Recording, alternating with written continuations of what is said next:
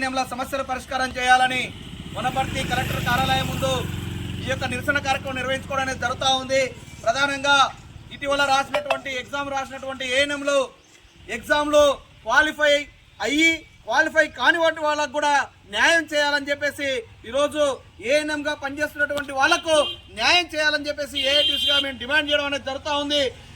అర్హత సాధించలేనటువంటి వాళ్లకు ఎగ్జామే రాయిన వాళ్లకు కూడా 100% గ్రాస్ శాలరీతో 10 లక్షలకు గ్రాట్యుటీ చెల్లించాలని చెప్పేసి ఏఐటీసీగా డిమాండ్ చేయడం అనేది జరుగుతూ ఉంది.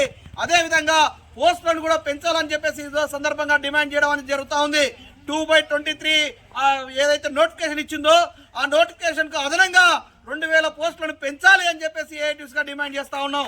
ఏ విధంగా పెంచాల్సినటువంటి అవసరం ఎట్లా ఉందో అని చెప్పేసి ఈరోజు సూత్రబద్ధకంగా మేము ఈరోజు రిపోర్ట్ ఇవ్వడం జరుగుతూ ఉంది.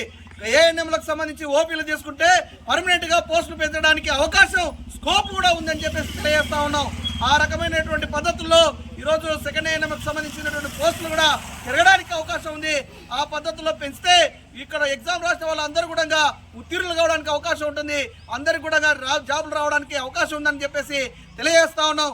జాబులు రాని వాళ్ళకు కూడా 100% గ్రాస్ శాలరీతోన ఈరోజు వాళ్ళకు న్యాయం చేయాలని చెప్పేసి ఈరోజు ఏఐటీసీగా డిమాండ్ చేస్తా ఉన్నాం. ఏదైతే గవర్నమెంట్ ఇచ్చి ఒక కమిటీ సూత్రప్రాయకంగా కమిటీ ఏర్పడి ఆ కమిటీ నివేదిక ప్రకారంగా అమలు చేయడానికి తారతమ్యం చేస్తా ఉన్నారు.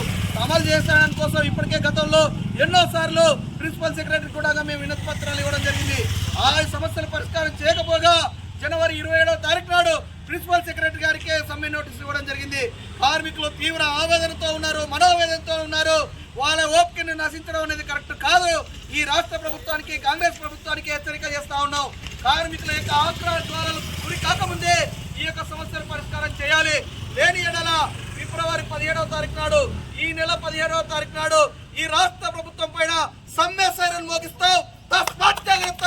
సమ్మె ద్వారా మా హక్కులు సాధించుకోబడతాయని చెప్పేసి సందర్భంగా తెలియజేసుకుంటూ ఈ రాష్ట్ర ప్రభుత్వం ఇప్పటికైనా దిగివచ్చి సమ్మెకు పోకముందే కార్మికుల యొక్క ఆగ్రహాలకు గురి కాకముందే ఈ ప్రభుత్వం చర్యలు తీసుకొని ఏఎన్ఎంలకు న్యాయం చేయాలని చెప్పేసి సందర్భంగా డిమాండ్ చేస్తా ఉన్నాం.